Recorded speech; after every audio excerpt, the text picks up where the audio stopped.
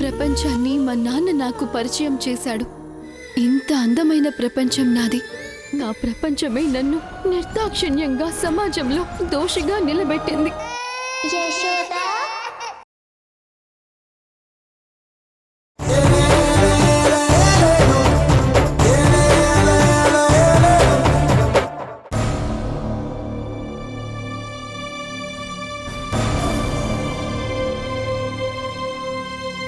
ఏం ఆలోచిస్తున్నారండి? ఏం ఆలోచిస్తున్నానో నీకు తెలీదా రమణి? అల్లుణ్ణి కూతుర్ని ఇంటికి పిలిచాం. చాలా ఆనందంగా గడపాలనుకున్నాం, కానీ ఇలా అయిపోయింది. ఇప్పుడు జరుగుతున్న సంఘటన చూసి బాధపడాలో సంతోషంగా ఉన్నట్టు నటించాలో అర్థం కావటం లేదు. అంతా బాగానే ఉందనుకున్నాం. అంతలోనే ఆవిడొచ్చి ఫ్యాన్ గురించి గొడవ చేసింది. సరే, మన ఇంటికి వచ్చారు, మన వల్ల వాళ్ళు బాధపడకూడదు, వాళ్ళ ఇంట్లో మన బిడ్డ ఇబ్బంది పడకూడదని మనమే వెళ్ళి సారీ చెప్పాం కదా రమణి. మళ్ళీ ఏసీలు తెప్పించడం ఏంటి? అందరి ముందు అలా ఏసీలు తెప్పించేసరికి చాలా ఇబ్బందిగా అనిపించింది. నేనే తప్పు చేశాను. ఆ కూలర్ ఏదో తెచ్చిపెట్టేసుంటే ఏ బాధ ఉండేది కాదు. ఈ పాటికి ఇలా బాధపడుతూ కాకుండా అందరం సంతోషంగా ఉండేవాళ్ళం. అంతా చేసి చివరన ఏదో చిన్న తప్పు చేయడం వల్ల అదో పెద్ద విషయంలాగా అయిపోయింది. వాళ్ళు సదుద్దేశంతో ఏసీలు తెప్పించారేమో కానీ నాకు మాత్రం నా చేతకానితనాన్ని ఎత్తి చూపించినట్టే అనిపించింది. కానీ నేను ఆ మాట వాళ్లతో అనలేకపోయాను. ఆ క్షణంలో మధు లేకుంటే, వాళ్ళు బలవంతం పెట్టుంటే నేను కాదనలేకపోయామనేమో అనిపిస్తుంది. అదే గాని జరుగుంటే ఆ ఏసీలు చూసినప్పుడల్లా నా చేతకానితనం నాకు గుర్తొచ్చుండేది. ఆ పరిస్థితి రాకుండా నన్ను మధు కాపాడింది. అయిపోయింది కదండి. మనం ఇలా బాధపడుతూ ఉంటే అల్లుడు కూతురు ఎలా హ్యాపీగా ఉంటారు చెప్పండి? వాళ్ళిక్కడ ఉన్నంత వరకైనా ఈ విషయాలు వదిలేద్దామండి. వదిలేస్తాను రమణి, కానీ మన గురించి అన్నీ తెలిసి నేను బాధపడతానని తెలిసిన చెల్లమ్మ ఎందుకు ఇలా చేసిందే అని ఎక్కువ బాధగా ఉంది. సర్లే వదిలే నాన్న. అయిపోయిన దాని గురించి బాధపడుతూ కూర్చుంటే ఎక్కడ పనులు అక్కడే ఆగిపోతాయి కదా. జరగాల్సింది చూడు. అది కాదమ్మా, లేని కుటుంబంతో వెయ్యి వందవనం, మనం వాళ్ళతో సరితూగవనం మనల్ని ఎత్తి చూపిస్తున్నట్టు అనిపిస్తుంది. నా ఆత్మగౌరవం దెబ్బతిందమ్మా. ఇరుగు పొరుగన్న మాటలు పదే పదే గుర్తుకొస్తున్నాయమ్మా.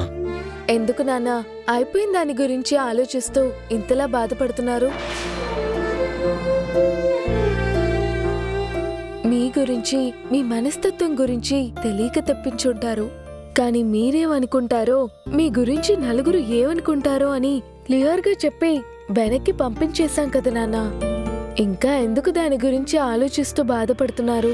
అది కాదమ్మా, ఇరుగు పొరుగు వాళ్ళు మన ఇంట్లో ఉండగా ఇలాంటి చర్చలు జరగడం చాలా ఇబ్బందిగా అనిపించిందమ్మా. అందరూ నా గురించి ఏమనుకుంటారు?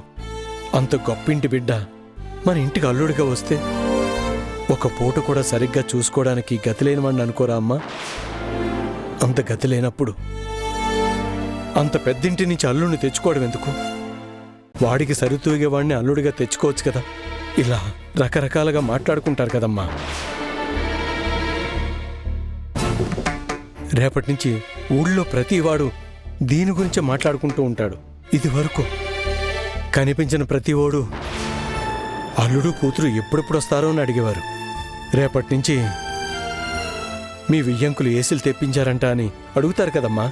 మా అత్త గురించి మీకు తెలీదా? అత్త డబ్బుండే మనిషే కానీ డబ్బు మనిషి మాత్రం కాదు నాన్న. నిజంగా మా అత్త డబ్బు మనిషే అయితే మనింటి నుండి కోడల్ని ఎందుకు యాక్సెప్ట్ చేస్తుంది నాన్న? మనం డబ్బు మనిషిలా కాదా అని నాకు నగలు డబ్బిచ్చి ఎందుకు పరీక్షిస్తుంది?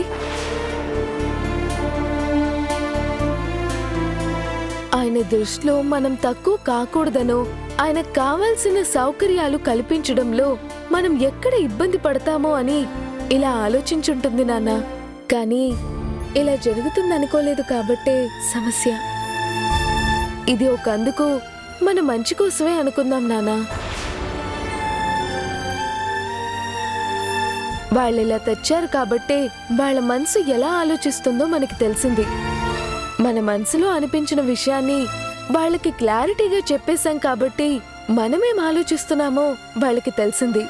ఇంకెప్పుడు ఇలాంటి ప్రయత్నాలు చేయకుండా ఉంటారు కదా నాన్న. ఇంక దాని గురించి ఆలోచించొద్దు నాన్న.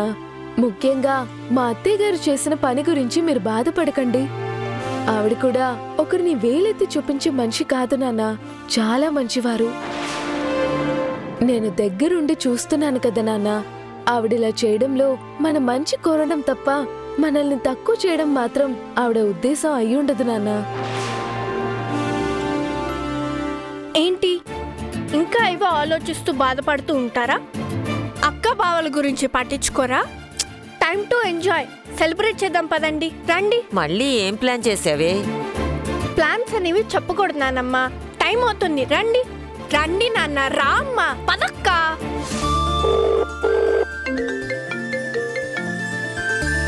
సార్, ఏంట్రా పరిస్థితి? అంతా మంచిగానే జరుగుతుంది కదా? నువ్వు పంపిన వీడియోలు చూసి ఇలాంటి ఆనందాన్ని ఫోన్లో కాదు చూడాల్సింది, లైవ్లో చూడాలని దేవకి మా అత్తయ్య గారు వచ్చారు. వచ్చారు సార్, కానీ మీరు కూడా వచ్చుంటే బాగుండేది. నాకు రావాలని ఉండిందిరా, కానీ నా ఫ్రెండ్ సంగతి తెలుసు కదా. నేను వచ్చానంటే వాడు ఉక్కిరి బిక్కిరి అయిపోతాడు.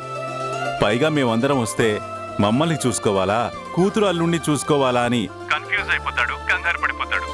అందుకే కనీసం నేనైనా రాకుండా ఉంటే అల్లుణ్ణి జాగ్రత్తగా చూసుకుంటాడు, అల్లుడు తృప్తి పడతాడు, వీడు తృప్తిగా ఉంటాడు. అందుకే నేను రాలేదు. ఇక దేవకి సంగతి నీకు తెలిసిందే కదరా. నందుని చూడకుండా ఒక్కరోజు కూడా ఉండలేదు. అందులోనూ నందు ఇంత సంతోషంగా ఉంటే దూరంగా ఉండలేక దగ్గరగా ఉండి వాడి సంతోషాన్ని చూద్దామని బయలుదేరొచ్చింది. అక్కడేం ఇబ్బంది లేదు కదా? అంటే అల్లుడు కూతురంటే వాడికి ఏం ఇబ్బంది ఉండదు, కానీ దేవకి అత్తయ్య గారు కూడా వచ్చారు కదా. అక్కడ నందుకేమైనా లోటు జరిగితే వీళ్ళు ఎలా రియాక్ట్ అవుతారో అనేదే నా భయమంతా. దేవకితో పెద్దగా సమస్య ఉండదు, అత్తయ్య కూడా మనిషి మంచిదే, కానీ తన మాటే కొంచెం కటువుగా ఉంటుంది. దీనికి తోడు మనోడు ఏదైనా ప్రాబ్లం చేశాడంటే అటు నా ఫ్రెండు హర్ట్ అవుతాడు, ఇటు దేవకి వాళ్ళు హర్ట్ అవుతారు. ఏ ఘోరం జరగకుండా అంతా సవ్యంగా జరిగితే అదే చాలు. అక్కడ ఏ ఘోరం జరగకుండా నువ్వే చూసుకోవాలరా. ఘోరం జరిగిపోయింది సార్. ఏమంటున్నావురా? ఏం ఘోరం జరిగింది? ఏం చెప్పమంటారు సార్? ఇలాంటి ఘోరం జరుగుతుందని నేను కల్లో కూడా అనుకోలేదు సార్. అంత పెద్ద ఘోరం జరిగిపోయింది సార్. రేయ్, ఏం జరిగిందో చెప్పిచావరా? ఏదైనా ప్రాబ్లం ఉంటే నేను బయలుదేరి వస్తాను. ఘోరం జరిగిపోయిన తర్వాత మీరొచ్చి మాత్రం ఏం చేస్తారు సార్? చెప్తాను, కానీ ఈ ఘోరం గురించి విన్న తర్వాత మీకే ప్రాబ్లం అవుతుంది. ఏమంటున్నావురా? అక్కడ జరిగిన ఘోరం గురించి వింటే నాకేం ప్రాబ్లం అవుతుందిరా? కొంపదీసి నా ఫ్రెండ్కి వాడు అల్లుడికి మధ్య ఏమైనా చెడిందా? మ్మ్హ్మ్. నా కొడుకు కోడలు గొడవపడ్డారా? మ్మ్హ్మ్. ఇంకేం జరిగిందో చెప్పు. మీ కొడుకు చేసింది చిన్న ఘనకార్యం కాదు. ఏం చేశాడ్రా? మీ అత్తయ్య గారు వచ్చారు కదా, ఆ, వచ్చారు. మీ అత్తయ్య గారు చిన్న విషయాన్ని పట్టుకుని చిలికి చిలికి గాలివాన చేశారు. రే మెంటల్, అక్కడేం జరిగిందో క్లారిటీగా చెప్పిచావు. నాకు మెంటల్ పుట్టించకు. మీ ఫ్రెండ్ మీ కొడుకు కోసం సరైన ఫ్యాన్ పెట్టలేదంట, ఏసీ పెట్టలేదంట, కనీసం కూలర్ కూడా పెట్టలేదంట. అల్లుడు కోసం ఆ మాత్రం చేయలేరని చిలకడం స్టార్ట్ చేసింది. వీళ్ళు వస్తున్నారంటేనే ఇలాంటిదేదో ఒకటి జరుగుతుందని భయపడ్డాను. వాడి మీద వీళ్లకున్న ప్రేమతో ఎవరితో ఏం మాట్లాడాలో కూడా తెలీదు. పాపం నా ఫ్రెండ్ ఎంత సఫర్ అయి ఉంటాడో ఏమో. నువ్వు ఆగరా, ఇప్పుడే వీళ్ళని వెనక్కి పిలిపిస్తా. ఆగండి ఆగండి ఆగండి ఆగండి. ఆగితే వీళ్ళు ఇంకేం గొడవ చేస్తారో ఏంటో. నువ్వు కాసేపు ఆగు. నేను చెప్పి కొంచెం వినండి సార్. మీరేం రావక్కర్లేదు, ఆల్రెడీ మీ అబ్బాయి డీల్ చేశాడు. ఏమన్నావురా? మీ అబ్బాయి డీల్ చేశాడు.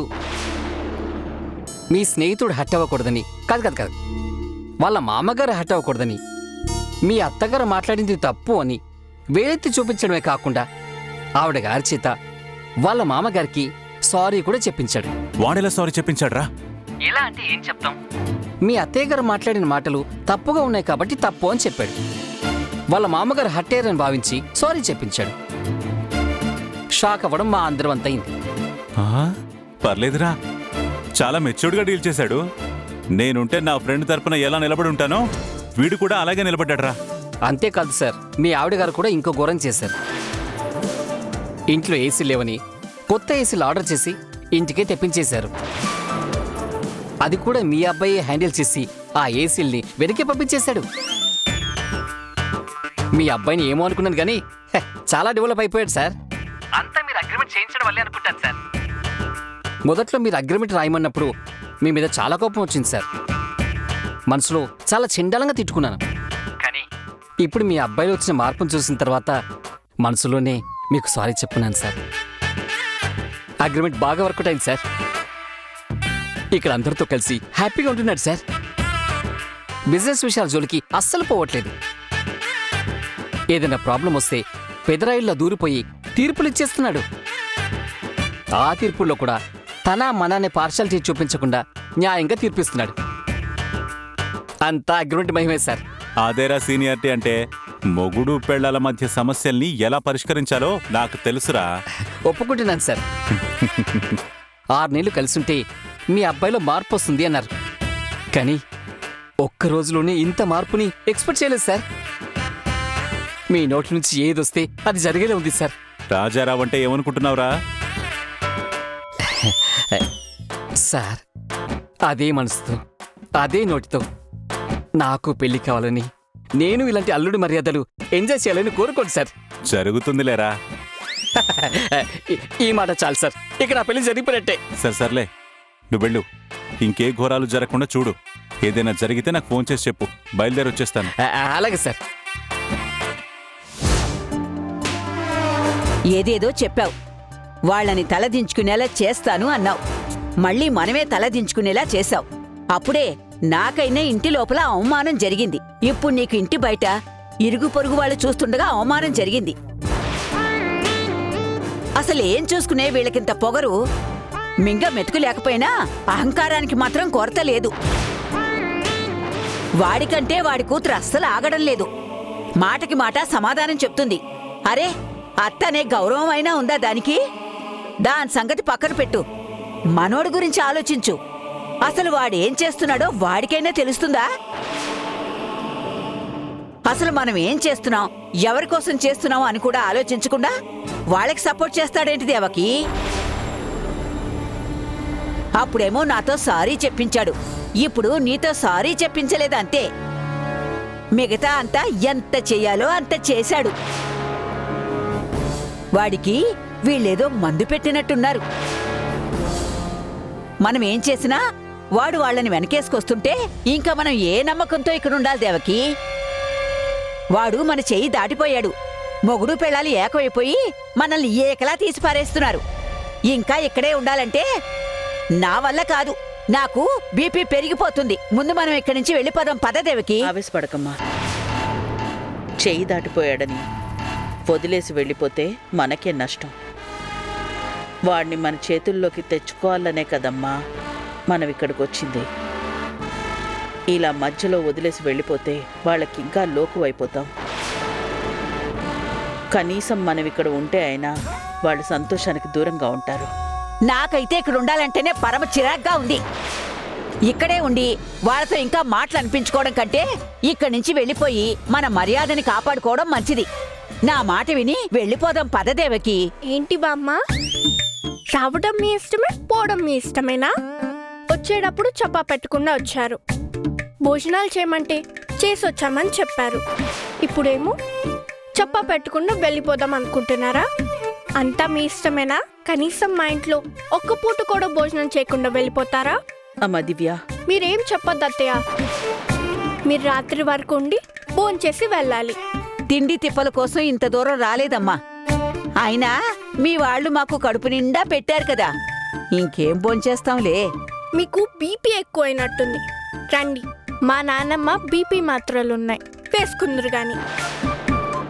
మా ముసలిది కూడా మీలానే ప్రతి చిన్న విషయానికి సంబంధం లేకుండా అరుస్తూనే ఉంటుంది.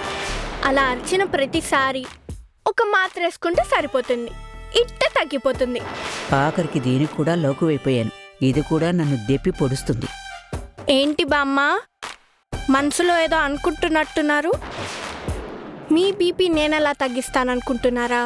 బీపీ ఒక్కటే కాదు, బీపీ, షుగర్ ఇంకా ఏమైనా ఉన్నా పర్లేదు, అన్నిటినీ దెబ్బకి తగ్గించేస్తాను. మీరు ఇంటికి వెళ్ళేటప్పుడు ఇలా చిటపట్ల ఆడుతూ కాకుండా చిరునవ్వుతో వెళ్తారు. ఆ, నువ్వు పెద్ద డాక్టర్వి మరి. అలానే అనుకో బామ్మ.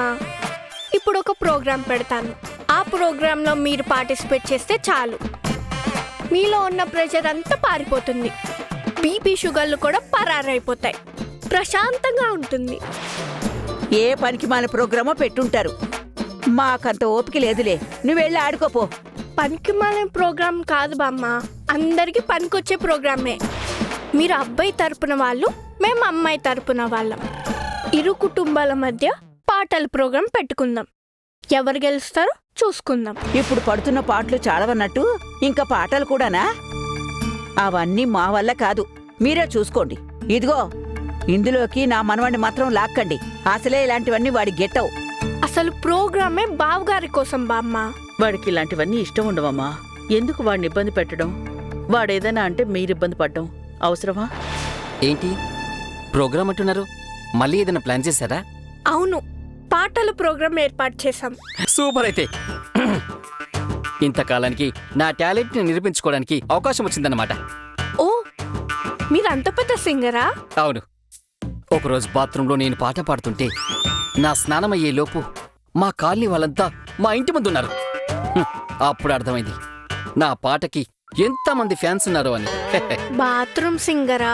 అవకాశం అక్కడి వరకే వచ్చింది కాబట్టి బాత్రూమ్ సింగర్ని. ఈ రోజు నా టాలెంట్ ఏంటో ఈ ప్రపంచానికి పరిచయం చేస్తాను. మీరెంత టాలెంటెడ్ సింగరో ప్రోగ్రాంలో చూస్తాం కదా. సరే రండి, బావగారిని తీసుకొద్దాం.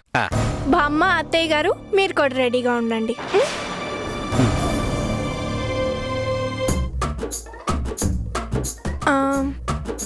బావగారు గదిలోనే ఉన్నారా? ఇప్పుడే చెప్పేస్తావా ఆయనకి? చెప్పాలి కదా.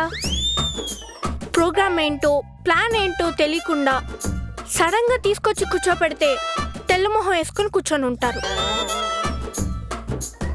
అందరు ముందు బావగారు పరువు పోదు. అందుకే ముందుగా చెప్పేస్తే ఆయన కొన్ని సాంగ్స్ ప్రిపేర్ అవుతారు. అట్లీస్ట్ ఏవి పాడాలనేది ఒక లిస్ట్ అయినా రెడీ చేసుకుంటారు కదా. నువ్వు చాలానే ఎక్స్పెక్ట్ చేస్తున్నావు. బలవంతంగా గుర్రాన్ని చెరువు దాకా తీసుకెళ్లొచ్చేమో గాని దాని చేత నీళ్లు తాగించగలమా అంటారు. గుర్తుందా? ఉంది. అయినా దానికి బావగారు ప్రోగ్రామ్ గురించి చెప్పడానికి ఏంటి సంబంధం? బలవంతంగా చెరువు దాకా తీసుకెళ్లిన గుర్రం చేతన నీళ్లు తాగించొచ్చేమో గాని మీ బావగారిని మాత్రం ఏ రకంగానూ ఈ ప్రోగ్రాంకి ఒప్పించలేం. బావగారికి ఎలా చెప్తే ఒప్పుకుంటారో నాకు బాగా తెలుసు. ఇలాంటివి చాలా చూస్తాను. ఆయనంత ఈజీగా ఒప్పుకునే రకం కాదు, తప్పుకునే రకం. నువ్వు ఇప్పుడు వెళ్ళి ఈ ప్రోగ్రాం గురించి చెప్పావే అనుకో, ఆయన మీకెవ్వరికి చెప్పా పెట్టకుండా దొడ్డిగుమ్మం నుండి పారిపోయినా పారిపోతాడు.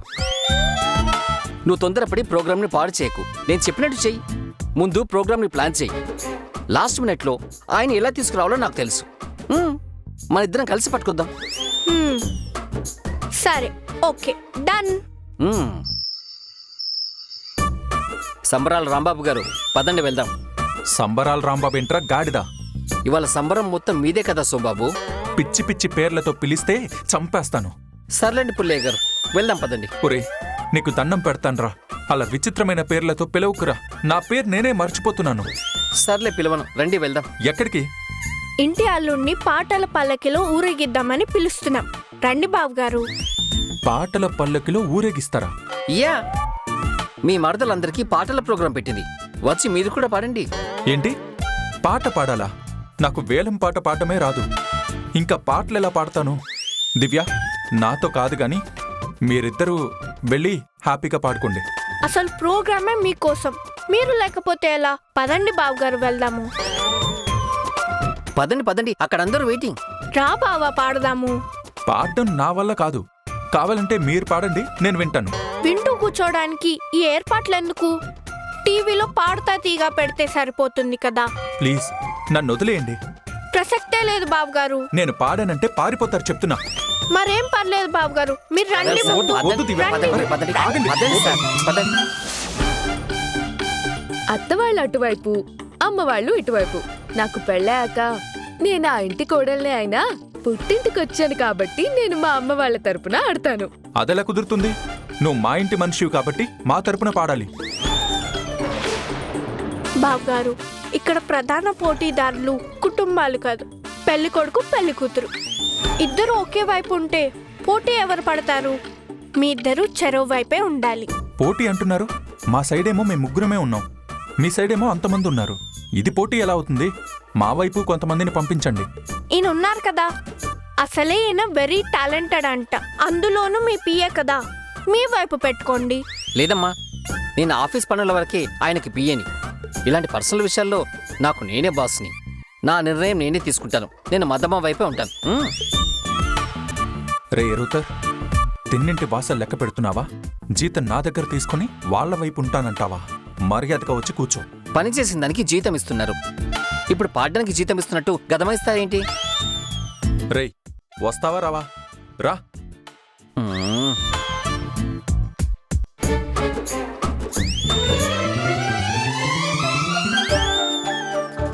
రే, ఏ పాట పాడాలన్నా నువ్వే ఎంకరేజ్ చేయాలి.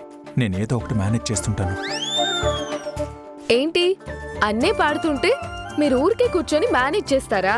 అదేం కుదరదు. మిమ్మల్ని వంటలు చేయమనట్లేదు, కష్టపడి పంటలు పండించమనట్లేదు, జస్ట్ పాటలు పాడమంటున్నాం అంతే. అది కూడా చేత కాకపోతే ఎలా? పోనీ ఓడిపోయామని ఒప్పుకోండి, వదిలేస్తా. ఓడిపోవడమా? అది మా ఇంటా వంట లేదు. నేనో మీరో తేల్చుకుందాం. పాటలు పాడడం వరకు ఓకే, కానీ ఈ తేల్చుకోవడాలు అవి ఇవి మనకు అవసరమా సార్? తినే పోటీలో ఆవిడ చేయి పడితే కానీ మీరు గెలవలేదు. ఉంగరాలు తీసే పోటీలో కూడా ఆవిడే గెలిచారు. ఒక్కసారి ఆలోచించుకోండి మరి. ఏంటి ఓడిపోయామని ఒప్పుకుంటారా? ఓటమిని ఒప్పుకోవడం నా బ్లడ్లోనే లేదు. సూపర్. అయితే మీ ఈగో మీద కొడితే రెచ్చిపోతారని తెలిసిపోయింది మీ ఆవిడ గారికి.